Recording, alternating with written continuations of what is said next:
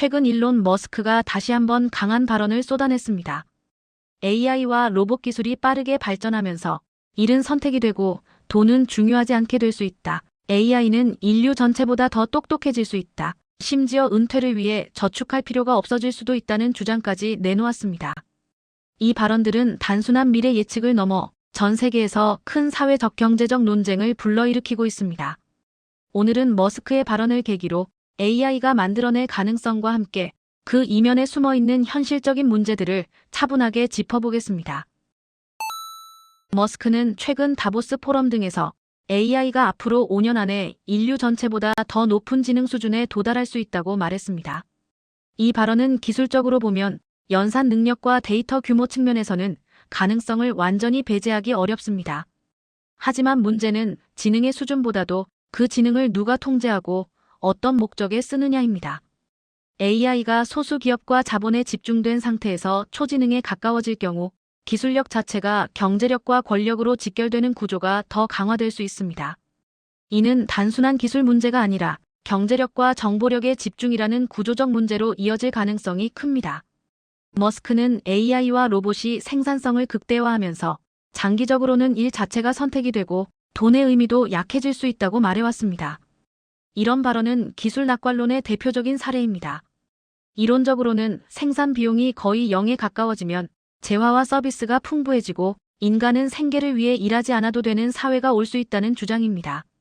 하지만 현실의 경제학자들과 정책 전문가들은 훨씬 신중합니다.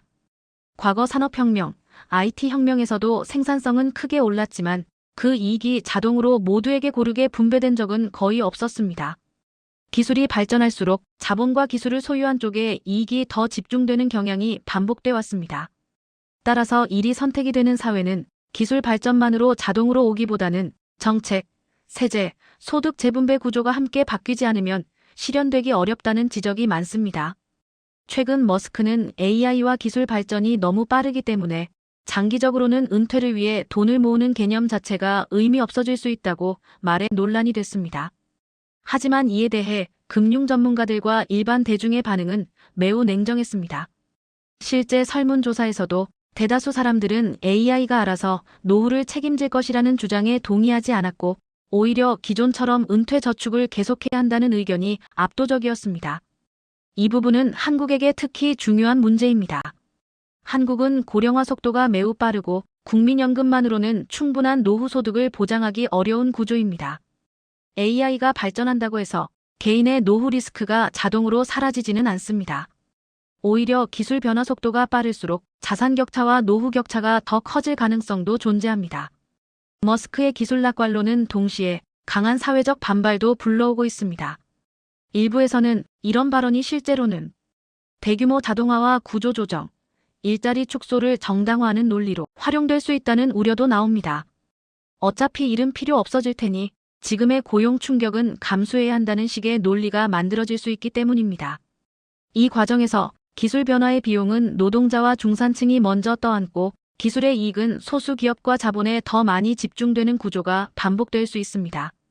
그래서 머스크의 발언은 단순한 미래 전망이 아니라 누가 비용을 지고 누가 이익을 가져가느냐라는 분배의 문제로 확장되고 있습니다.